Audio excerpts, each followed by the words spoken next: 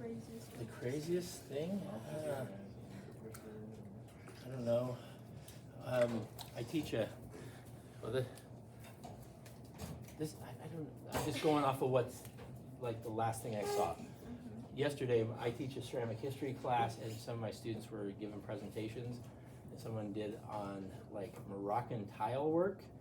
I don't know if you've ever seen that, but it's like little. It's almost like a mosaic where they have all these little pieces, but they make all these big tiles, and they fire them, and then a guy with a hammer, like breaks them into the shape that they want. And I was like, why would you do that? Why wouldn't you just make the tile the shape you want? But they spend all the time of like chipping. Anyway, whatever. I don't understand, but that's kind of crazy. All right, here we go. So these I made last night.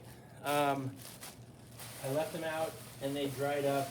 It seems like they dried more in the car than they did overnight. You see how they're starting to turn a little bit white? That's kind of what happened in the last little bit. But so theoretically, Sorry. there's a mouse in here? I was really confused where the squeaking was coming from. So the bottom of this should be fairly wet, okay? But this is leather hard. So I have the opportunity here to still throw this. And this is the part of this technique that is kind of unique to this. I mean, if someone else is doing this, I would wonder, why they did this. And it could be used for other things. I don't know. All right, I just need to cut this off and flip it over and stick it back on the wheel. So, my towel here. So, there we go. I'm just gonna throw it up and flip it over and put it down. Get it centered. So I'm just gonna like recenter here. Looks like an old pottery chimney. Yeah, you could do that. If you were the chimney maker in town, this might be a good technique. Have you ever thrown them like that? Like upside down? I'm gonna do it right now. What do you mean? Like from the clay, throw it up like that. Like make it fat at the bottom? Yeah, and then just flip it around and then that's how it is. You could. The problem is if you're doing a drum, the bottom section down here would warp like crazy and it would be super ugly because that's the part you see. So yeah, I've tried a bunch of different things with these drums and most of them were really bad until I kind of figured out this technique. I'm trying to center that, but this is where I'm going to throw, so I might as well center this as much as the bottom part. Pretty good. So I'll get a little of this wet clay.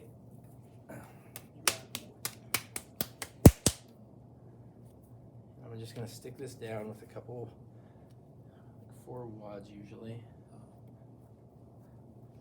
so it doesn't fly off the wheel. The trick here is to stick that on and make sure it's stuck on the wheel, but not so stuck that you can't get these wads off of your drum later on. So I don't push them on too much.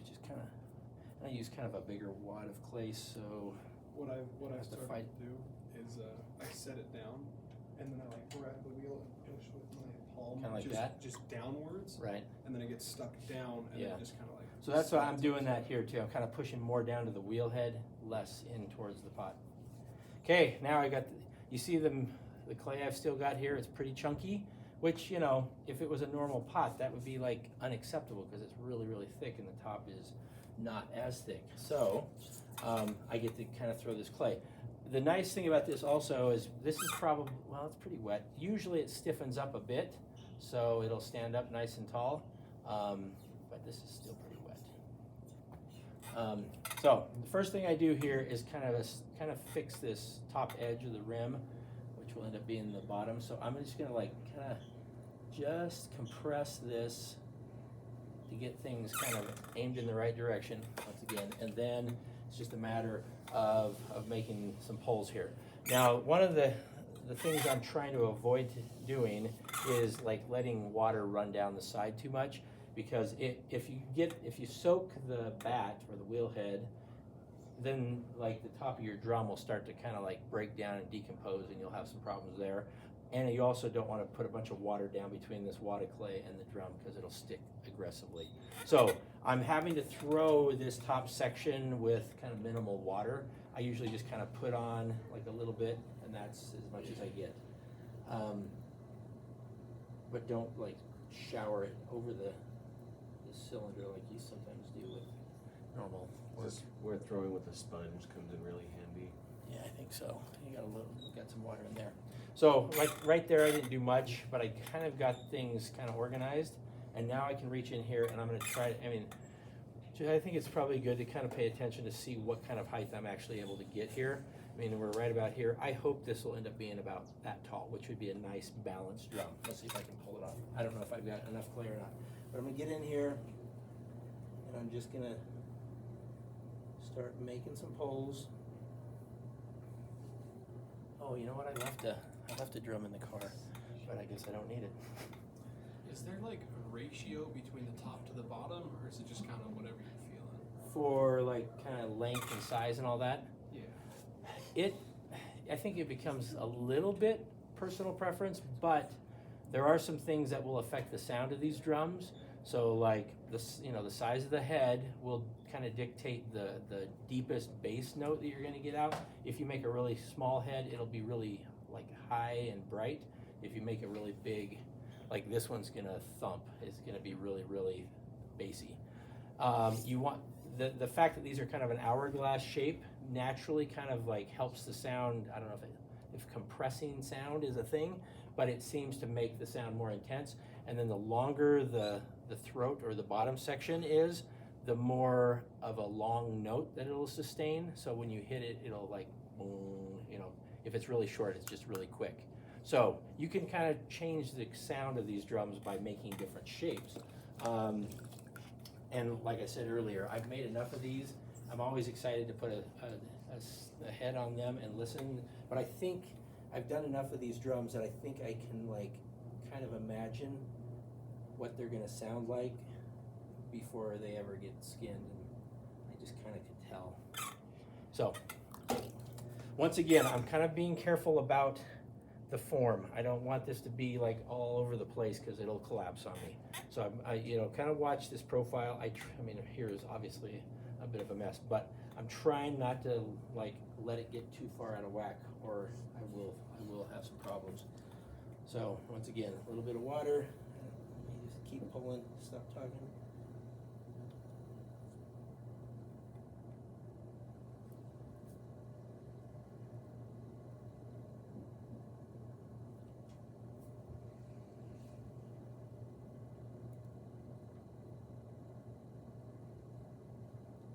And even though it's not really important that these are thin, I do like them when they are kind of balanced and not too weighty, because I mean, it's you don't want it to be a heavy drum. I don't know if it affects the sound that much, but it does feel nice when it's kind of lightweight, laying in your lap. So I'm gonna get in here and make one more pull, I think, and just see if there's any clay I can bring up here. And then I'm just going to finish it up with the rib.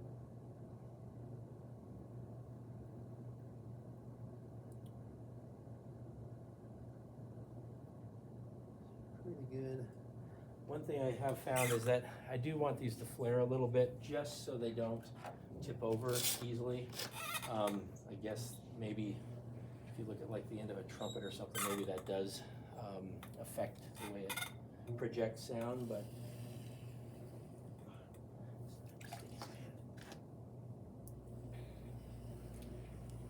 mostly at the bottom of this, I want it to bell out a little bit just so it won't be too tippy. And it also kind of helps lay in your lap properly if it's opened up like this. If you look at traditional doumbeks made by people who have been maybe making them for hundreds of years, thousands of years or whatever, they do flare out a little bit more than mine do, but I think they look a little dumpy, so I don't do that. Sorry, all you drum makers in the Middle East.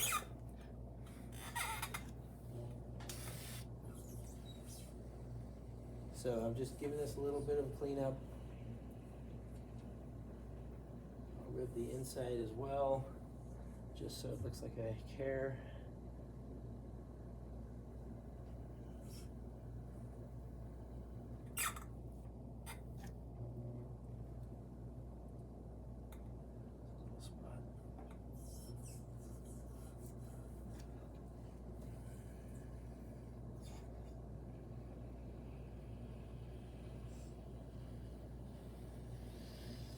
Okay, good enough. And then, once again, this is kind of important if you want it to stay round. You know, I'm gonna use this sponge and compress the bottom of the drum, or this rim, the bottom rim, which is typically not a thing. But I'm really compressing this. Notice how it's a little bit thicker. You notice how I made that thicker, and it's nice and round, which will really help. Do you guys use chamois? We use paper towels or bags. Oh, okay. So I asked that question just so I don't do something that you don't want me You to can do. use a chamois. I actually use a plastic bag. We use paper towels. That way, when they get in the hug machine, it's not that big of a deal. Oh, yeah. Well, I'm not gonna put this in the pugger, so, but if you compress the rim with I got in trouble for showing my students this at the university because my colleague doesn't like this crap in the slurry, in the recycled clay. So, but that folded edge on a plastic bag, if you really give that a good compression or compress that really well, that will help keep that nice and round. Okay, I'll take that home with me. All right, so then I'll take off these wads of clay.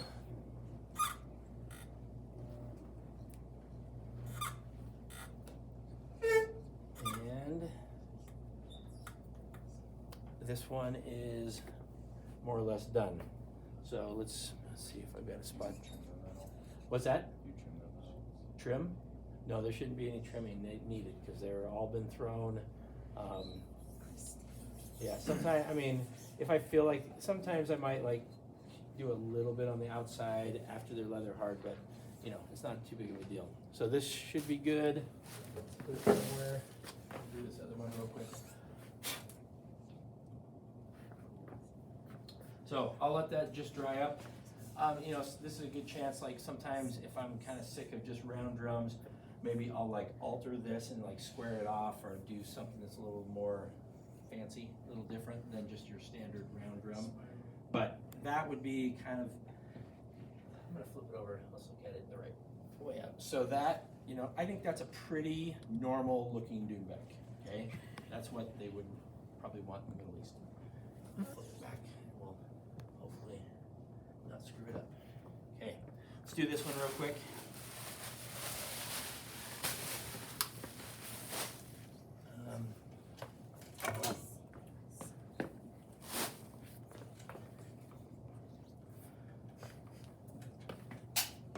Hope you guys don't mind watch me do this twice, but I think it's better for you guys to see it maybe a second time so you can kind of see what's going on. But mostly I'm working in twos because I didn't know if I could drive these over here without screwing them up, so I made a backup. So while he's doing this again, what kind of questions do you have? Yeah. About all kinds of things. Anything. Could you add texture to it? Do anything Is you it, want. Yeah, I've done that in the past because sometimes it's like, oh, these are just so boring. But yeah, actually the drum that I have out in the car that I forgot to bring in, I took 2 different colors of clay and threw that in, so it's swirled up through, and I just leave them raw, which I kind of like. And it does kind of the interesting thing to me, which is no one else would care, but as the person that makes it, maybe you guys would care. As we throw, that clay gets kind of twisted up into the cylinder, and it's the way that the clay gets twisted on the top section compared to this bottom section is very different. I'm learning that when I throw the top section, I'm really throwing I don't know if overthrowing, but the swirls are almost horizontal because it gets spun up so much. But the bottom section, it's like one corkscrew down, and it's like, so I don't throw these as much as I'm throwing the top, but you can see that all in the striation. So yeah, you could do, like I do, you know, I just started doing that just to kind of see how I like them. But yeah, you could do whatever you want. These could be carved, they could be decorated, you could, anything.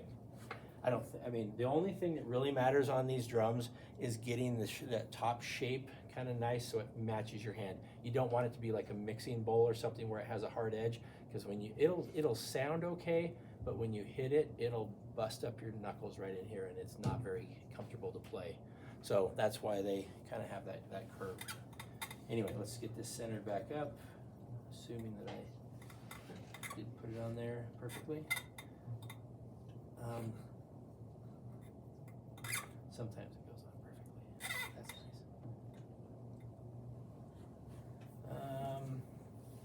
I think the top warped a little bit.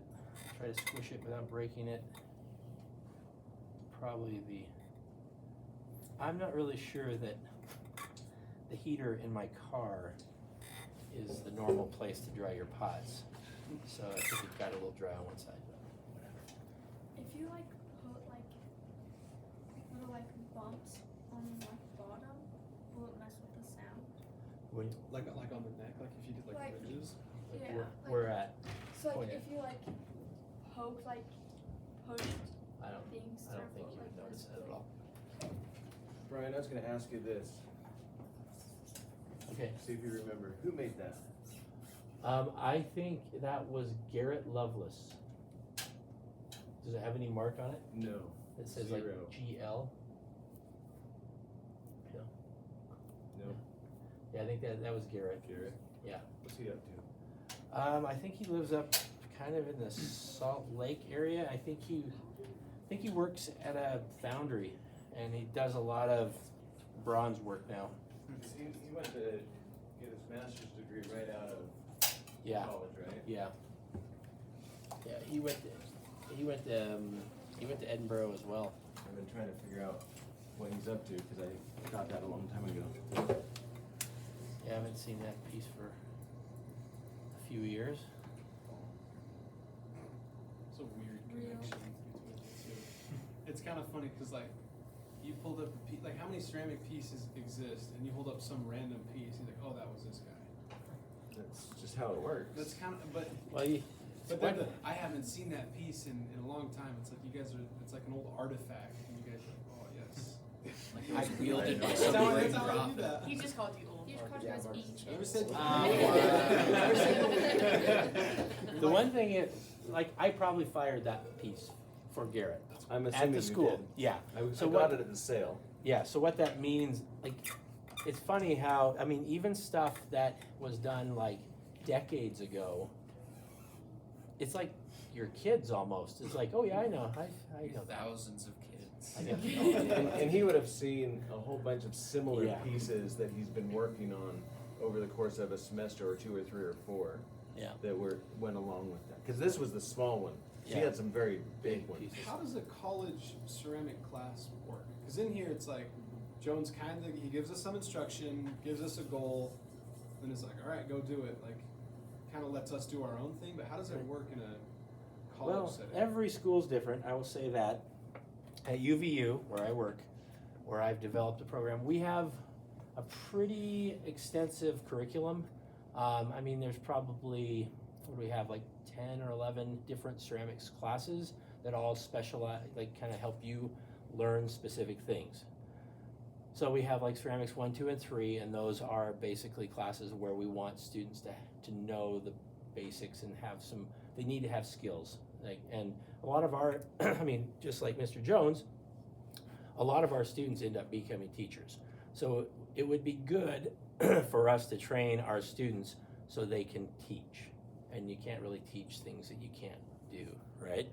So, Well, I started that way. but you I were couldn't kind do of RT. late to the party a little bit, right? Yeah.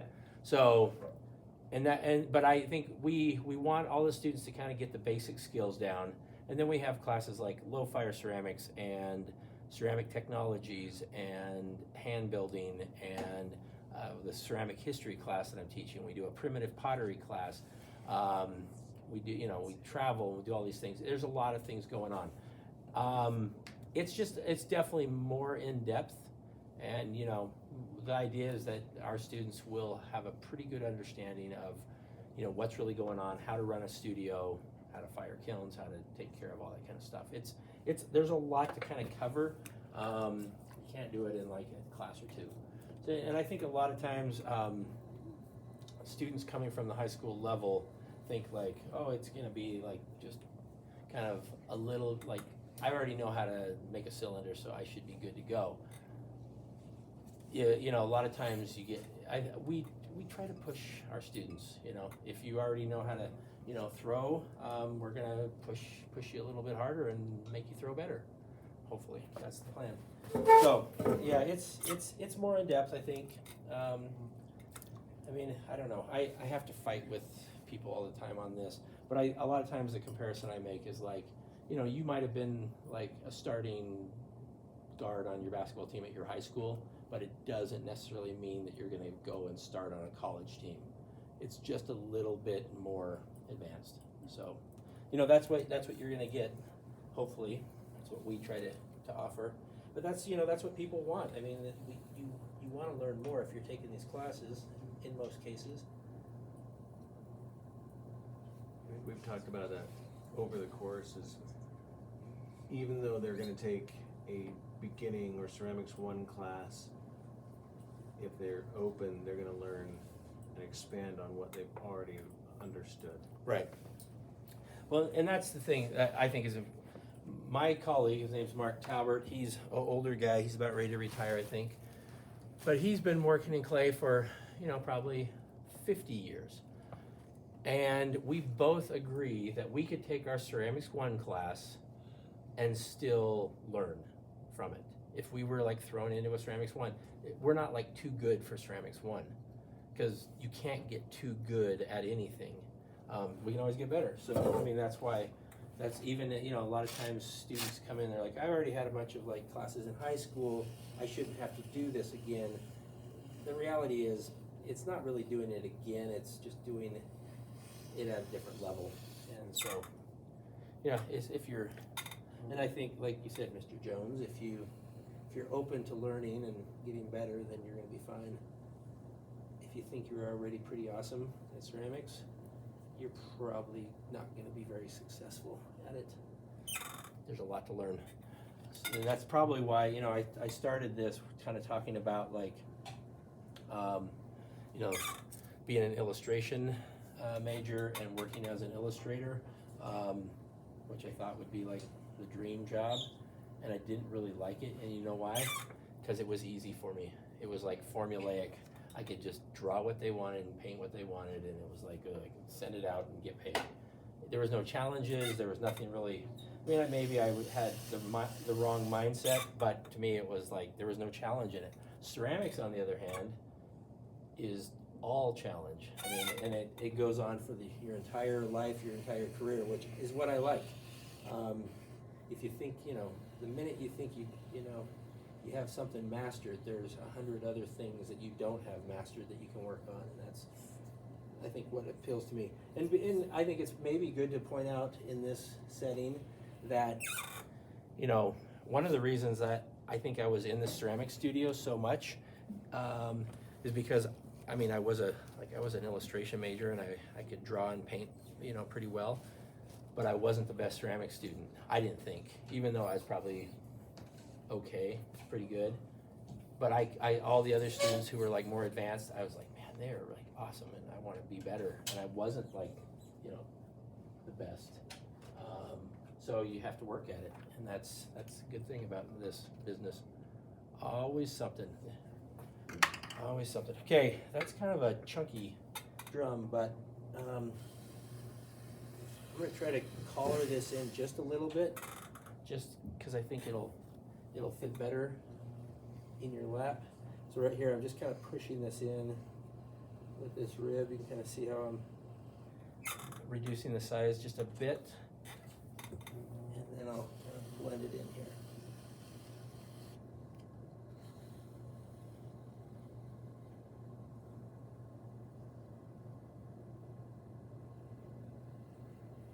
And these can be, should we alter this one a little bit? I don't know if it's the best candidate for, I'm not gonna mess with it. It'll probably be a good drum. So here's the plan. I'm gonna try to get these home or to the school in one piece. And then in a few weeks maybe, whenever works out for you guys, I will come back and show you guys how to put the head on these drums. And we'll finish them up so you guys can see that part of it. Because honestly, I think it's more challenging than making these. It's kind of a bit of a trick. Also, I'll throw you some Friday dates Okay. that this class meets. Okay. But yeah, we'll figure it out. I need to somehow order more of these, the skins or the heads that go on these drums. Just so you know, I prefer to use goat skin, and because it's really thin and really strong. If you use other types of, animal hide, they all have kind of some issues, some pros and cons, but with a drum, to make it sound right, you want it to be kind of thin and strong. And there are some pretty exotic things I've made. I've skinned drums with like Nile River sturgeon skin, which is like supposed to be the best because it's really, really, really tough and really thin. But the problem is it takes like a year to break it in because when you get it and put it on the drum, it's like sandpaper. It's really, really coarse, and so you gotta like play the drum for like a year before it softens up and kind of it's not cutting your fingers up. So most people are not that committed to a sturgeon skin drum head, but I usually use goat because it's kind of a good one. But right now, I used to get all my skins from Pakistan, and I guess we're not getting many things from Pakistan right now. So I have to figure out other ways. And the last order I placed on skins was from a lady on Etsy, so that's like Pakistan, I guess. Anyway, but I'll look into it, see if I can find a few skins and buy them and bring them in, and we'll put them on. Okay, this one's done too. But, yeah, anyway, any other questions? Yes. When throwing really big and stuff, what's a good practice to keep it centered when you get higher up on it? You're probably not going to want to hear this, but that clay is going to go where you put it. So a lot of times, if it it feels like it's going where it wants, you just got to be like stable. You got to like stay. If you move with a wobble, it usually just gets worse and worse and worse because you're not locking in. But yeah, you just got to like show it who's boss. Sounds good. It will go. You got to stop wiggling with the clay. You can correct that. I know sometimes that's definitely easier said than done, but just be strong. And it's really not about being like strong. It's more about like good technique. So like if you feel like your hands are getting pushed around, lock, put your elbows up against your body. I don't know if when I stood up, I wasn't able to like really use I couldn't be as stable as I wanted to with like this. So I had to stand up and kind of brace my arms against my body so I was more stable. But yeah, do what you got to do. Use the wheel, the splash pans, use your body, whatever you got to do. The wheel I just got from my high school, it has like a component, and you probably, on old-fashioned wheels they had these, but it has like a wood dowel that would go across the middle of the wheel so you could brace your arms on it. So there's other ways of doing things, but anyway, other questions? What made you be like, oh, I'll throw a drum and then I'll make it into a drum? Money. I knew I could sell them, and I did sell a lot. So sometimes, that's not what I'm supposed to say. I'm supposed to say it's always because, it moves me emotionally or something. It's about money. A big part of what making and selling my work is kind of a big part of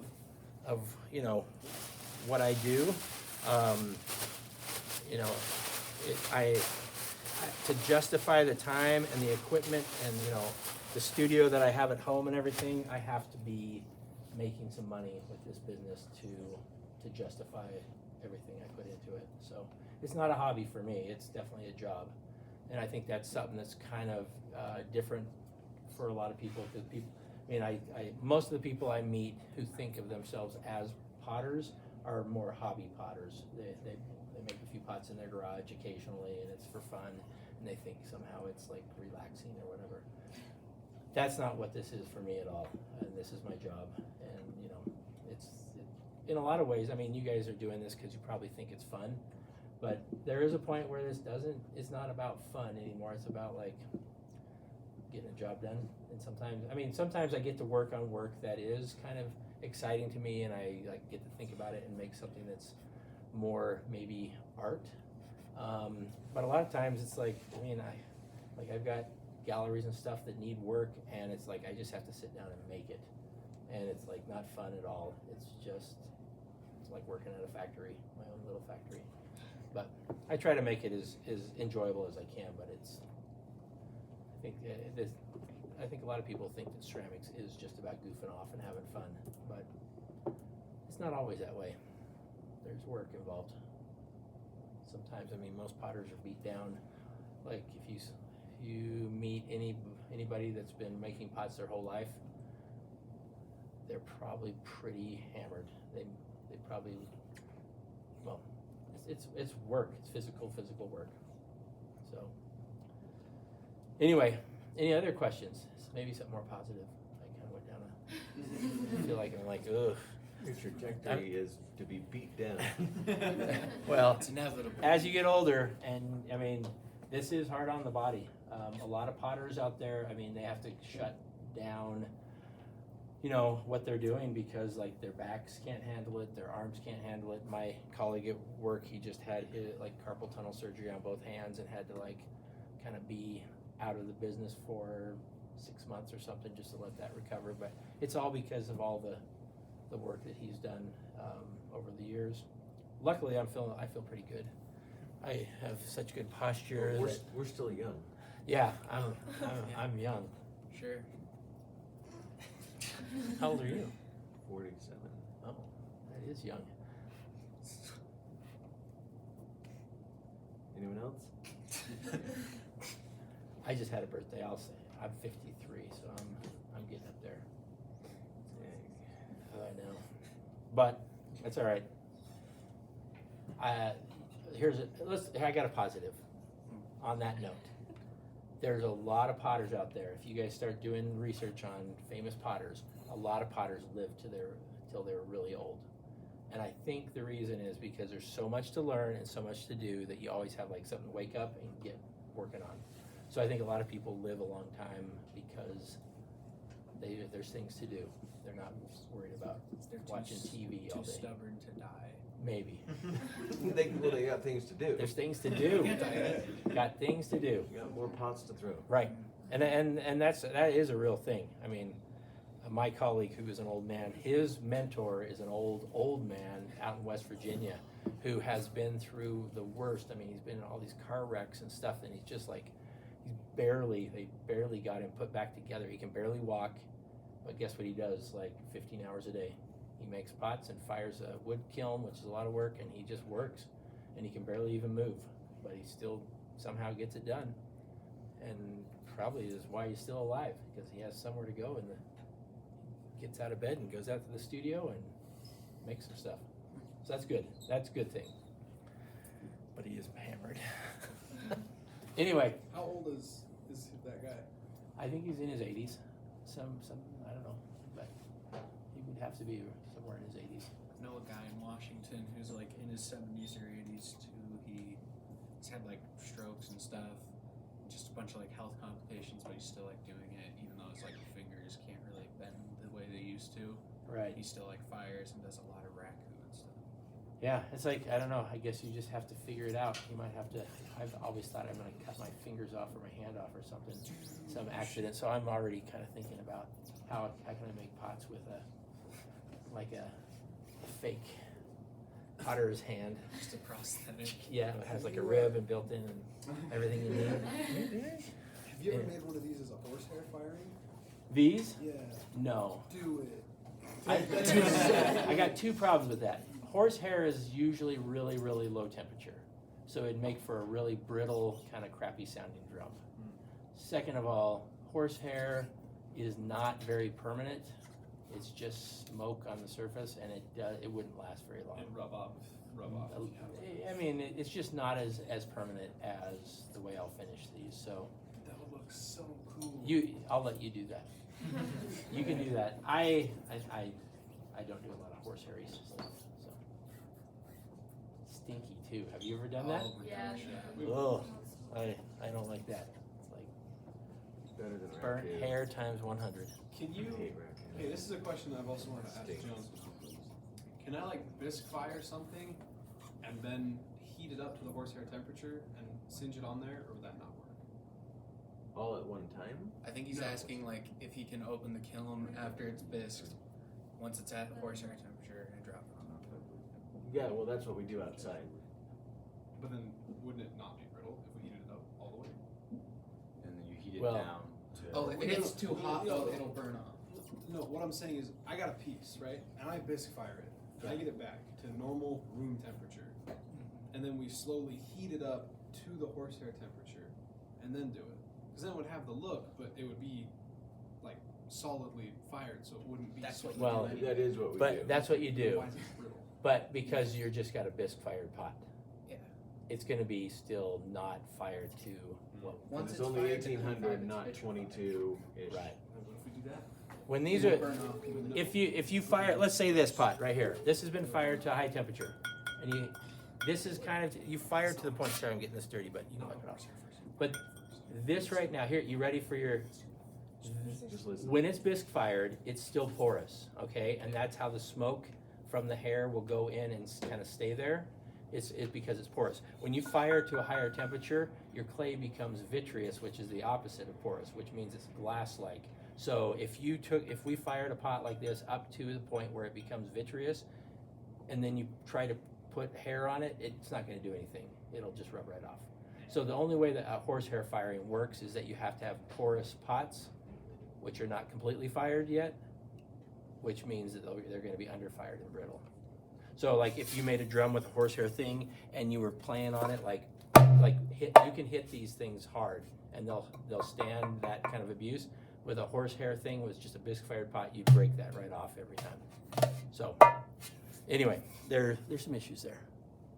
It could be a decorative It'd piece. still be cool. It'd be cool. It'd be so cool. All right. Cool. Well, Well, thank you. thanks guys. I'll see you.